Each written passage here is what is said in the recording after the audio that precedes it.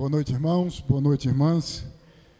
Abram comigo a palavra de Deus na Epístola de Tiago, capítulo 2, versos de 14 a 26. Epístola de Tiago, capítulo 2, verso de 14 a 26.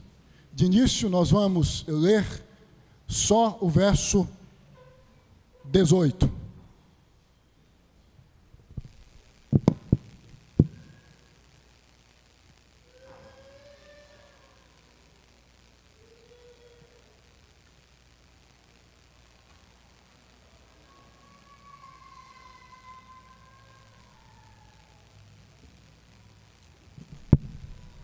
Epístola de Tiago, capítulo 2, verso de 14 a 26.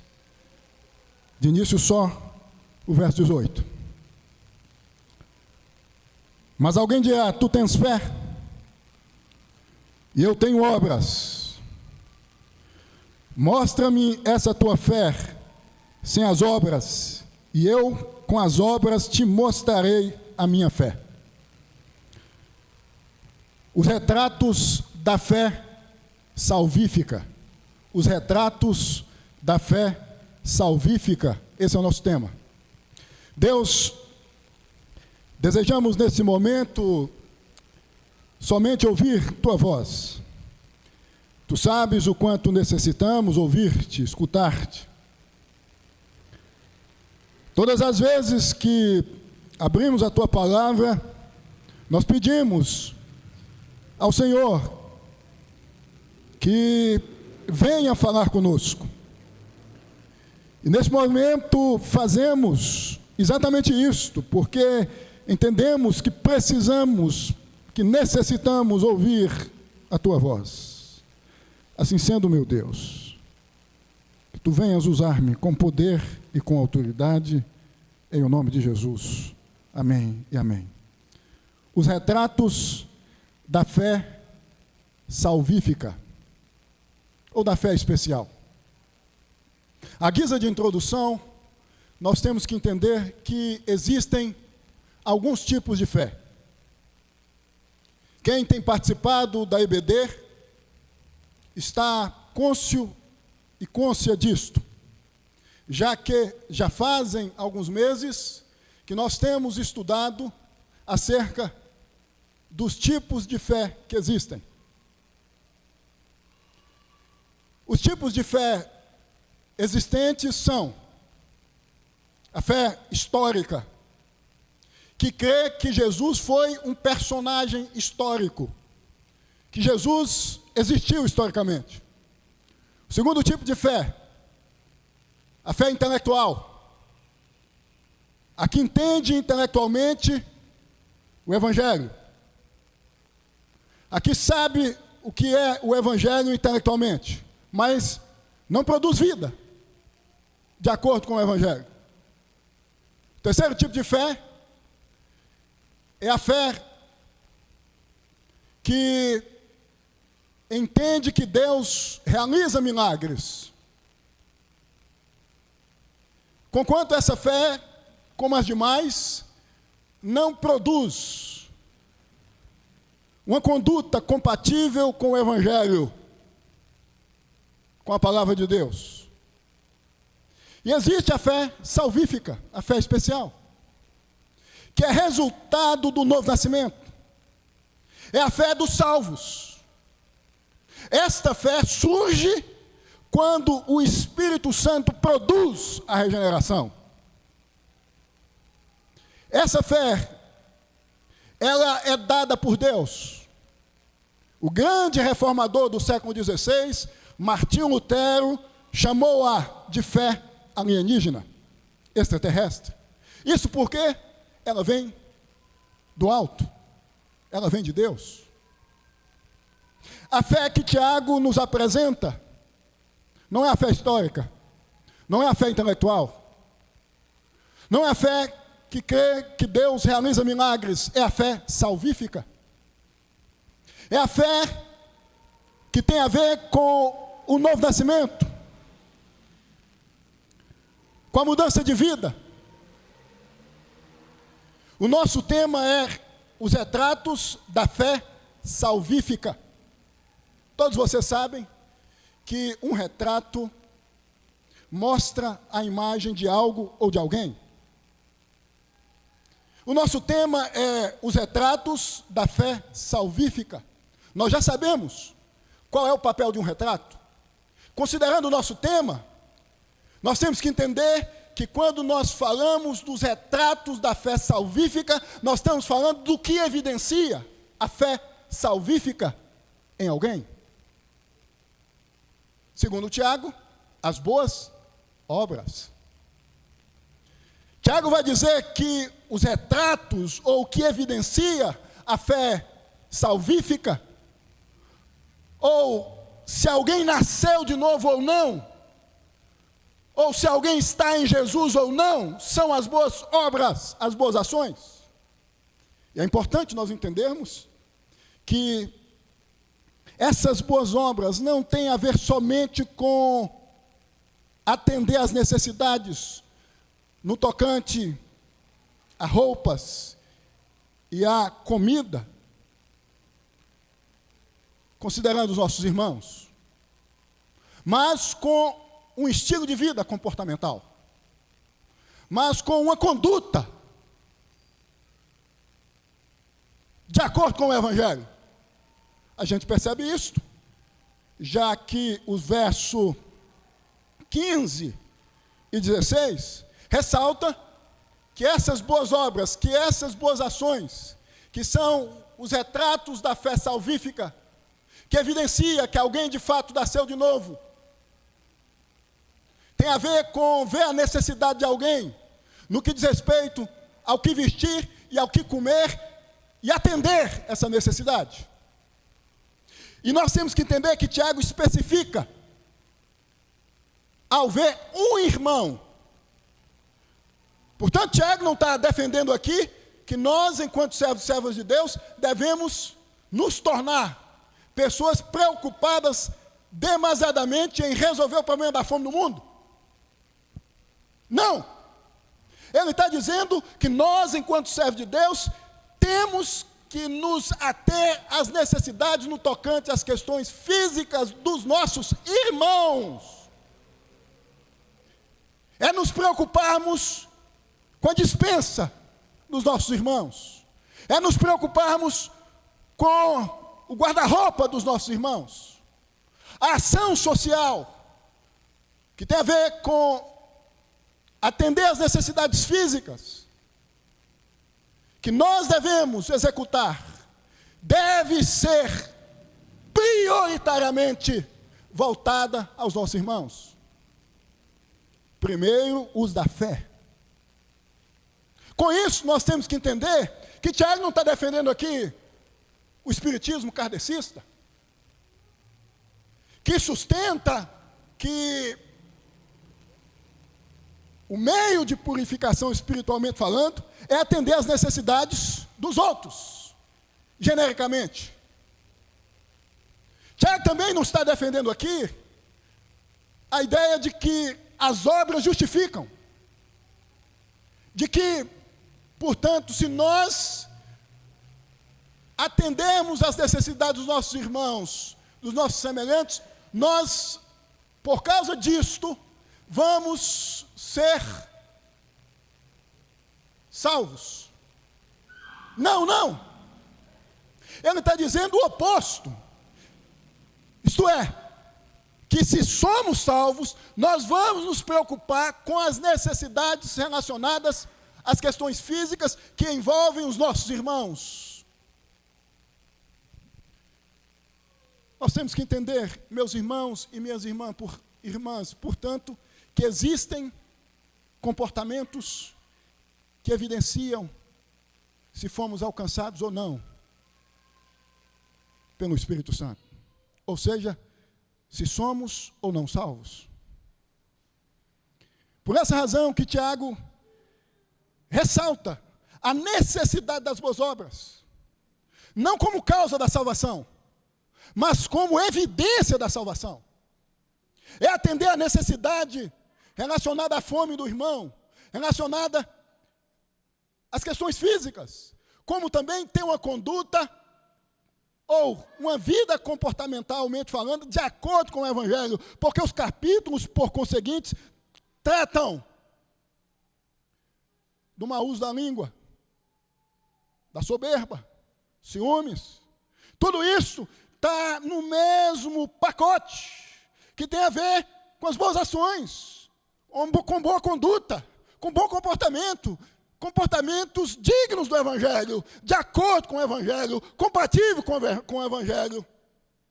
Tiago escreve essa carta por volta do ano 48 ou 49 depois de Cristo, com o intuito de endereçar a mesma aos cristãos do primeiro século dispersos na região da Ásia Menor. Considerando que muitos desses passavam necessidades, não tinham o que vestir, não tinham o que comer.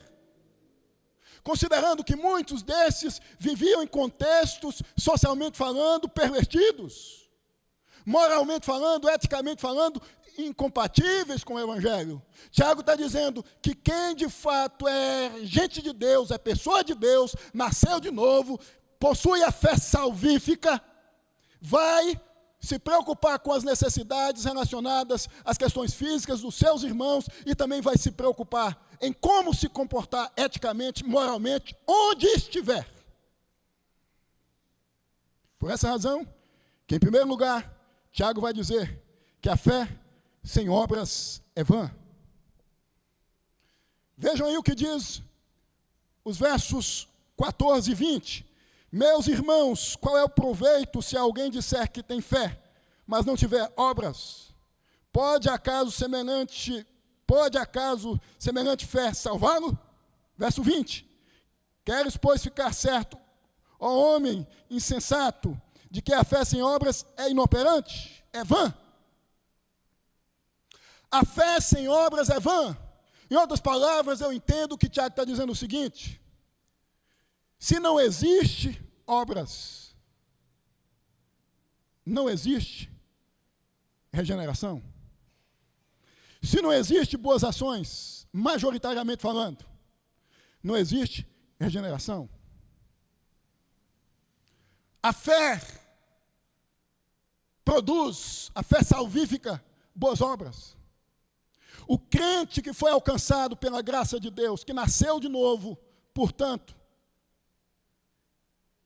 trabalha, é frutífero, é operante, ele atua, ele age, ele tem acessibilidade para perceber a necessidade que passa a envolver a vida do seu irmão, da sua irmã. Ele vive preocupado em atender a necessidade dos seus irmãos, das suas irmãs. A fé sem obras é vã, é inútil. Se não há boas ações, boas obras, não há conversão, não há regeneração. E aí nós temos que entender também o oposto, que é o seguinte: alguém pode produzir boas obras sem ter nascido de novo. Portanto, nós temos que entender que Tiago não está tentando dizer que as boas obras devem ser vistas, como disse, como a causa da fé, mas como a evidência da fé salvífica, como a evidência da salvação. As obras não salvam, ou as boas obras não salvam, mas elas evidenciam a salvação. Quem nasceu de novo é operante. A fé não é vã, ela é operante, porque produz boas obras, produz boas ações. Se você nasceu de novo, se você é de Cristo, se você está em Cristo, se Deus encontrou você e arrancou você do labirinto, espiritualmente falando e existencialmente falando, escuro que você estava, você vai viver praticando boas obras, porque quem nasceu de novo está na fé salvífica e, por conseguinte, vive fabricando, construindo boas ações majoritariamente. É bênção e não maldição onde está. É bênção onde for e não maldição. A fé sem obras é vã. Eu tenho fé, mas não se vê nada que evidencie essa fé. Eu sou de Cristo, eu nasci de novo, mas não tem nada que evidencia esse novo nascimento, esse estar em Cristo. É um discurso vazio, é um discurso vão, porque não tem nada que mostre isso. Jesus disse: as minhas ovelhas ouvem a minha voz e me seguem. Não existe a possibilidade de alguém estar em Cristo e não evidenciar que está em Cristo. Não existe a possibilidade de alguém estar em Cristo e não andar, comportamentalmente falando, sem evidenciar que está em Cristo. Tiago apresenta-nos aqui um cristianismo prático, que faz, que executa. É uma fé que gera a necessidade de produzir boas ações, em todos os sentidos. É uma fé operante.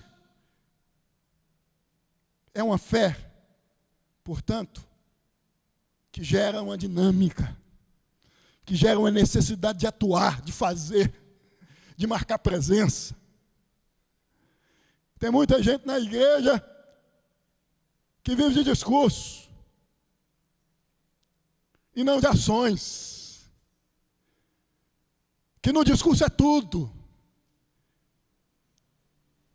mas no que diz respeito à execução do que se diz, não é nada, porque não faz nada. Tem que trabalhar. Quem está em Jesus, quem foi alcançado e possui Jesus por meio do Espírito Santo em sua vida, produz boas ações. É um indivíduo que se preocupa com a barriga do irmão que está roncando. É um indivíduo que se preocupa quando chega o inverno, se o irmão tem um agasalho ou não.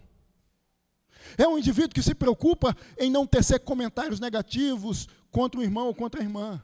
É um indivíduo que se preocupa em ser honesto em seus negócios. É um indivíduo que se preocupa em fechar sua boca, para não sair da mesma palavras que machucam, palavras que ferem, como um punhal que entra na alma e gera dor. E muitas vezes, meus irmãos, nós estamos vivendo na contramão de tudo isto. Eu, você, nós. Esta é uma epístola que exorta-nos, que faz com que nós venhamos a refletir com relação à nossa salvação. Como estamos caminhando? O que temos feito? Nós devemos fazer uma auto-reflexão. Se estamos ou não em Cristo. A partir do que fazemos. A partir dos nossos sentimentos. A partir da nossa sensibilidade. A partir da nossa conduta. Em segundo lugar, Tiago vai dizer que a fé sem obras é morta. Verso 17. Primeiro, a fé sem obras é vã, é inútil.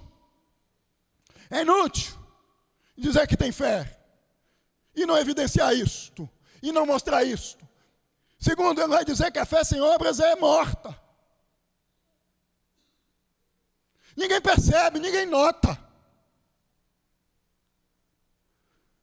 A pessoa diz que tem fé, mas ninguém percebe, ninguém nota. Não é perceptível, não é notável, não é inteligível. Porque não há evidência. Quando há as boas obras, as boas condutas, o bom comportamento, é perceptível. A fé viva é a fé que é percebida sem dizer que está presente nos lugares onde ela passa a estar. A fé viva é a fé que não precisa tocar nenhum tipo de instrumento, para dizer que ela chegou, para dizer que ela está em determinado lugar. Ela se basta, porque flui dela boas ações. Isso faz com que ela venha se tornar perceptível, notável.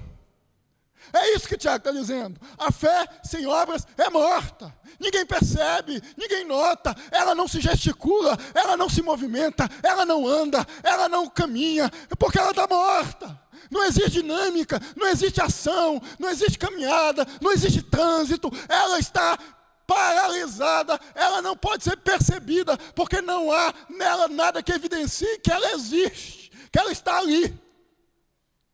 É morta.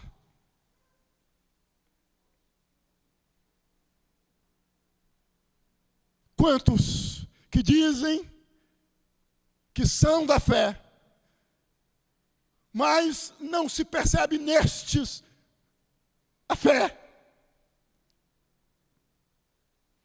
A fé salvífica, ela é viva, ela é contagiante, ela envolve, ela contagia, ela amarra, ela abraça, ela é perceptível, ela é notável, as pessoas notam, as pessoas percebem, não se precisa falar, basta ela estar para ser percebida. Sem dizer, cheguei, ela já diz, cheguei, porque ela é viva. Ela produz, ela está em constante movimentação, ela age.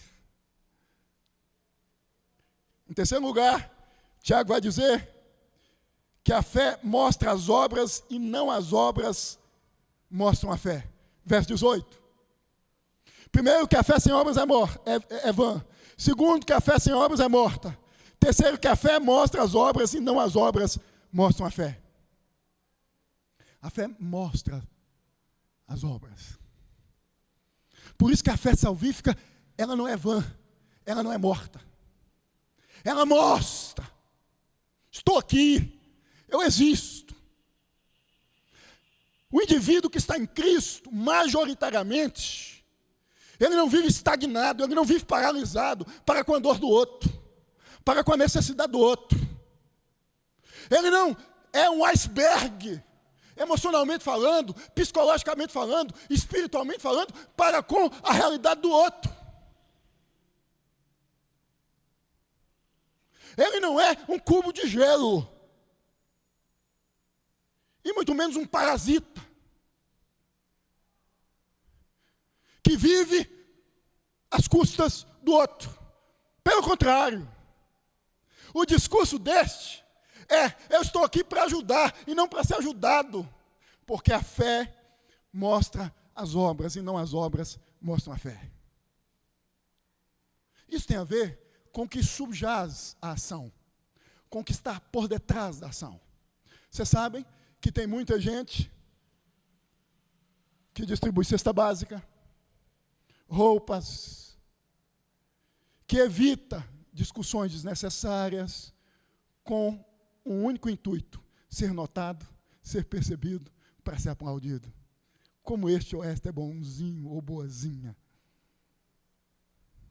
As boas obras mostram em quem nós estamos e por que nós as realizamos. Que estamos em Cristo e a realizamos a fim de fazer com que Cristo seja o único exaltado, enaltecido. Quem está nessa fé viva, quem nasceu de novo, por meio das suas ações, enaltecem a Cristo, é Cristo percebido. Então, o indivíduo vai lá no mercado, monta uma cesta básica, porque percebeu que na casa do irmão tal, ou da irmã tal, havia necessidade do que comer. Compra e disponibiliza a este ou a esta, não com o intuito de ser visto, não com o intuito de chegar na igreja e dizer, eu fiz isso ou aquilo, porque o que subjaz essa ação é o ato promovido pelo Evangelho, de simplesmente atender a necessidade do outro para a glória de Deus. As obras mostram a fé, mostram quem nos controla, quem nos governa, para quem nós vivemos, em quem nós estamos, para onde nós estamos caminhando.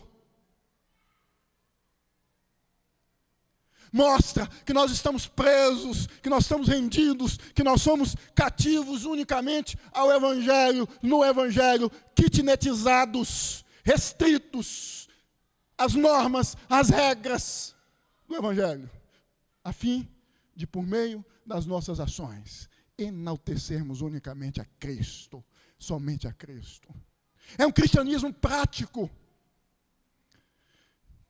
Vida cristã não é vida de teses, de teorias, é vida prática. Jesus foi prático, os apóstolos. É de ação, é de movimento, volto a ressaltar. Praticidade.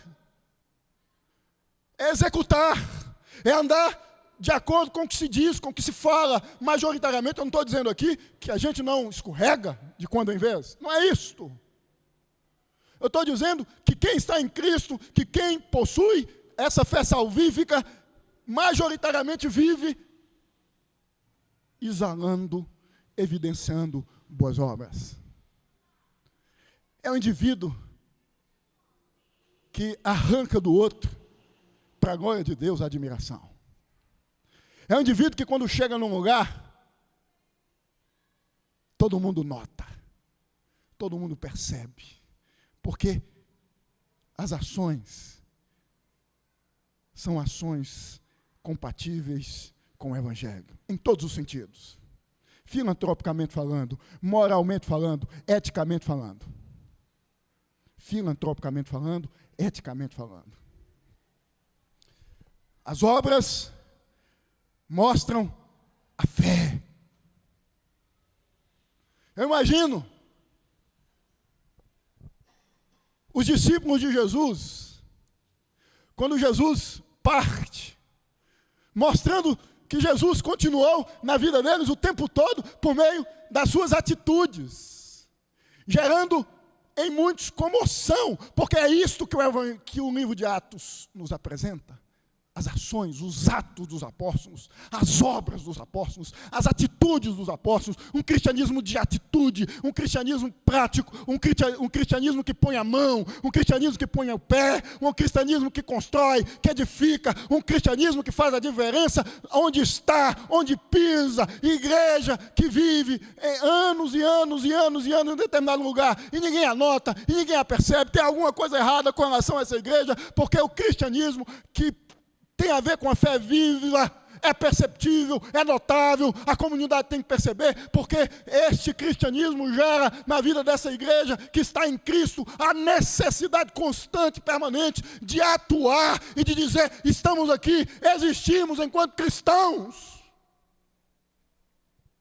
Mas ainda, podemos dizer, em quarto lugar, que a fé com obras produz intimidade com Deus.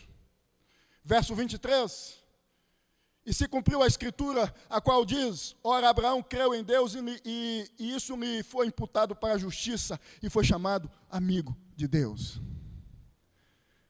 Amizade, intimidade.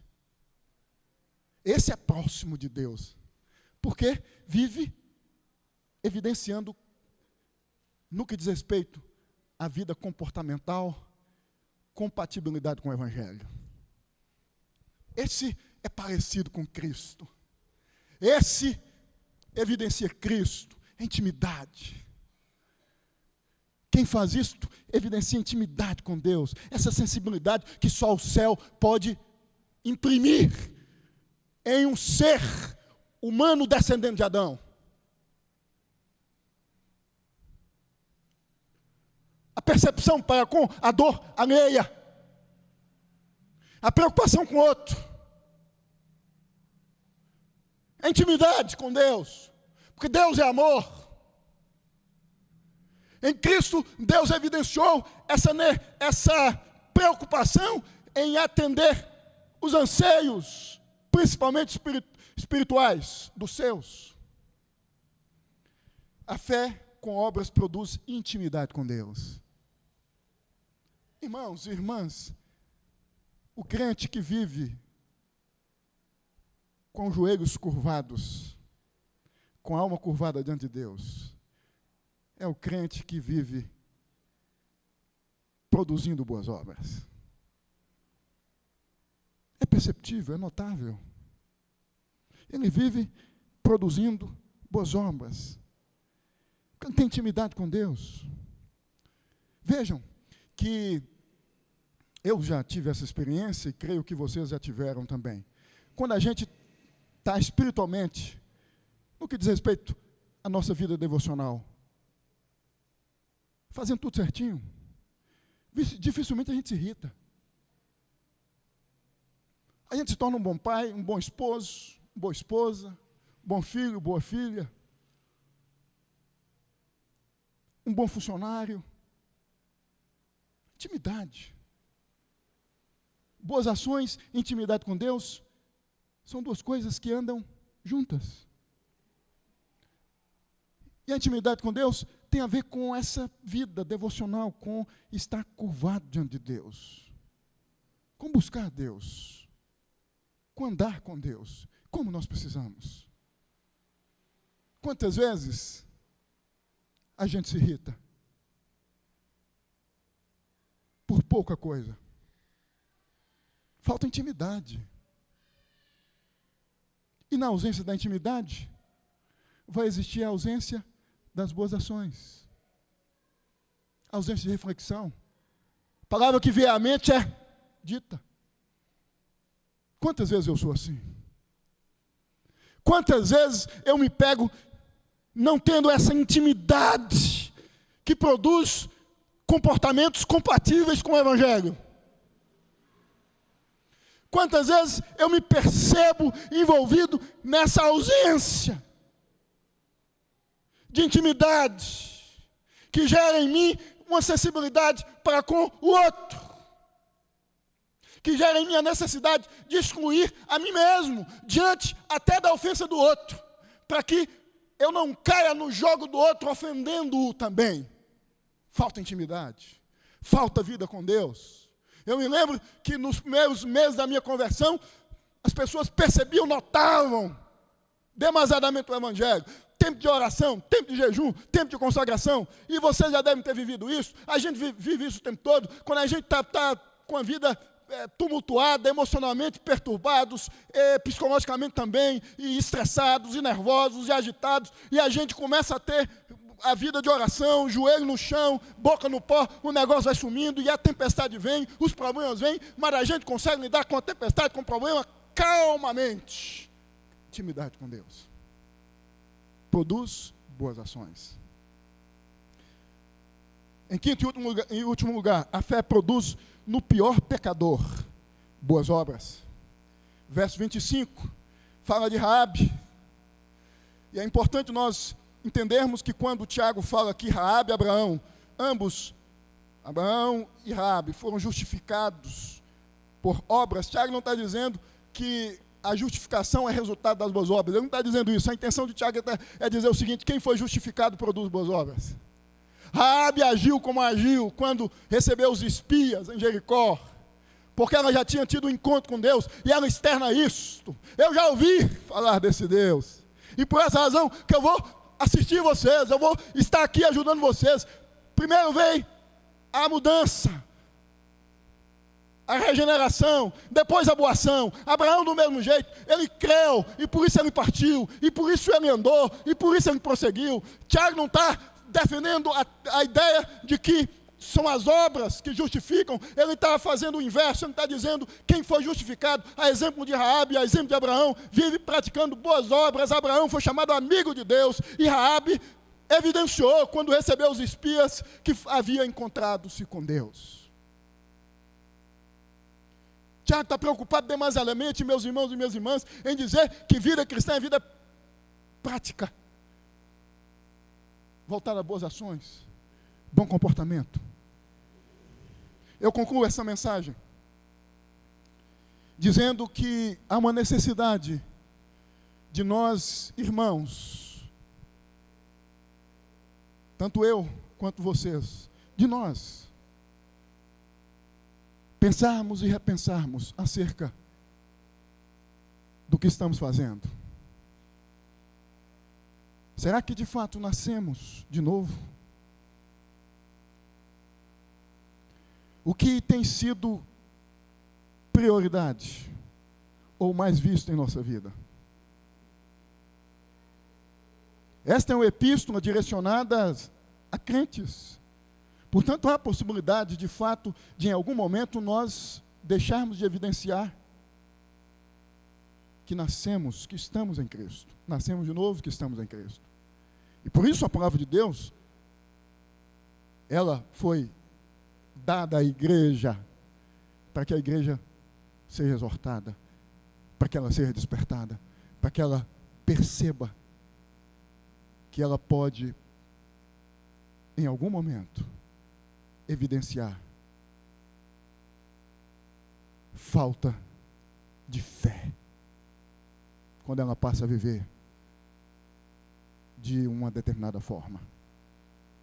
Eu concluo, portanto, convidando você a refletir, a analisar quais são as obras determinantes, quais condutas determinam mais sua vida.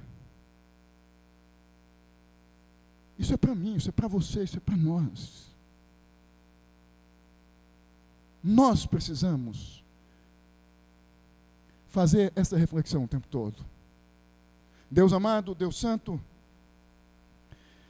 nós te exaltamos pelo privilégio que temos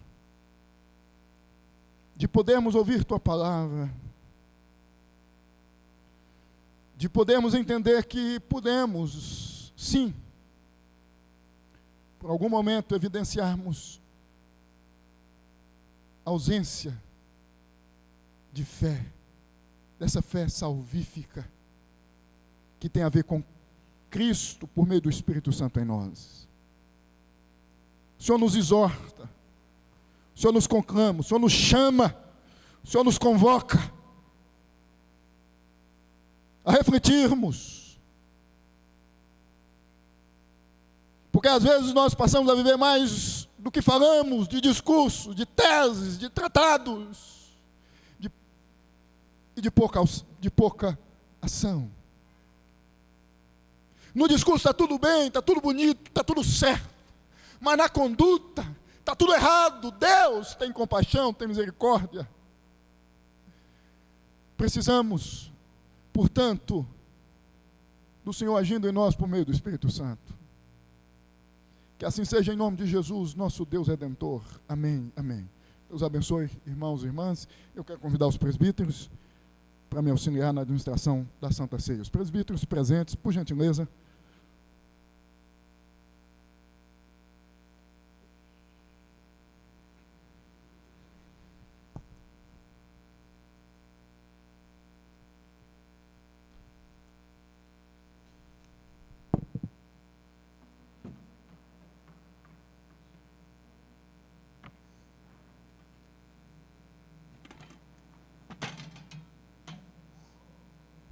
Irmãos e irmãs, abram, por gentileza, a palavra de Deus, como de costume.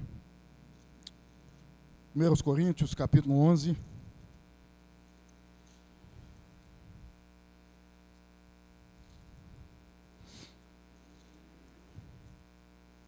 Capítulo 11. Nós vamos ler só o verso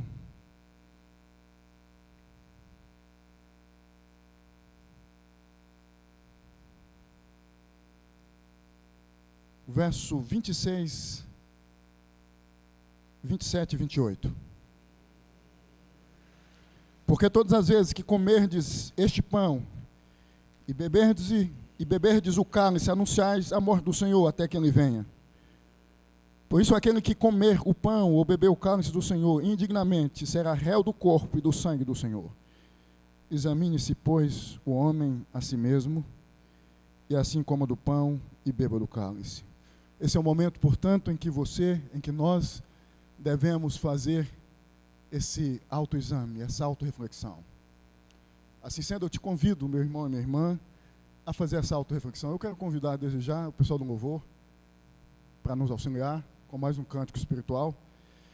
E você, antes de participar, faça essa autorreflexão, esse autoexame. Examine, entre para dentro de você, com a finalidade de perceber, de notar se existe algo em você incompatível, que destoa do Evangelho. Eu quero que você receba das mãos dos presbíteros os elementos e participe no seu tempo, no seu momento. Mas antes faça essa autorreflexão. Podem distribuir.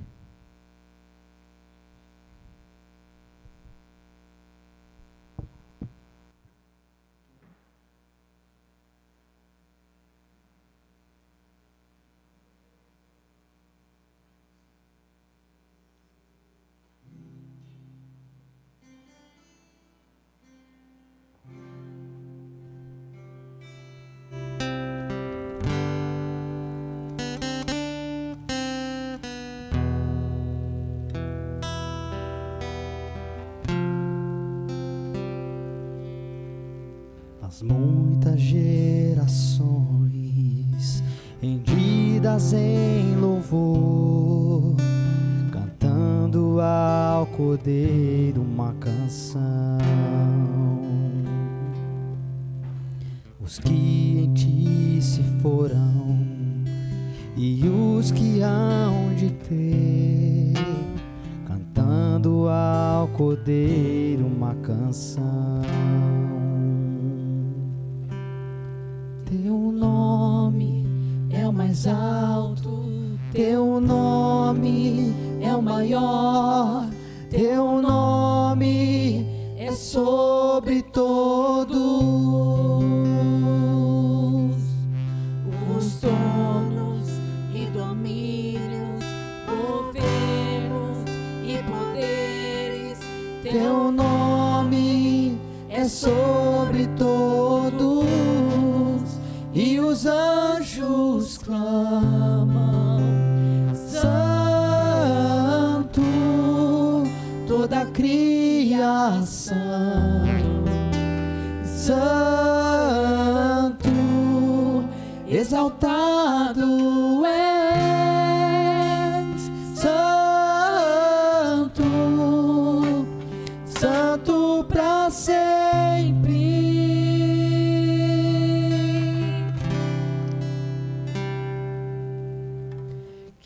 Foi perdoado e redimido foi, cante ao Cordeiro uma canção. Aqueles que é livre e leva o seu nome, cante ao Cordeiro uma canção. Cantaremos para sempre, amém.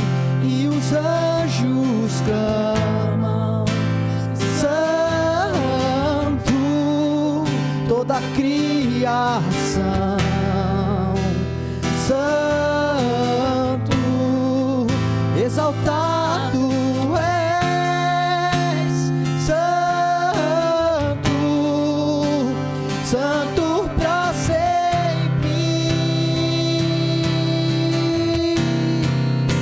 Teu povo canta, Santo, sim ao Rei dos Reis, Santo, tu sempre serás, Santo, Santo para sempre. Medite. Teu nome é o mais alto, teu nome é o maior, teu nome é sobre todos os tronos e domínios, governos e poderes. Teu nome é sobre todos. Teu nome, Jesus.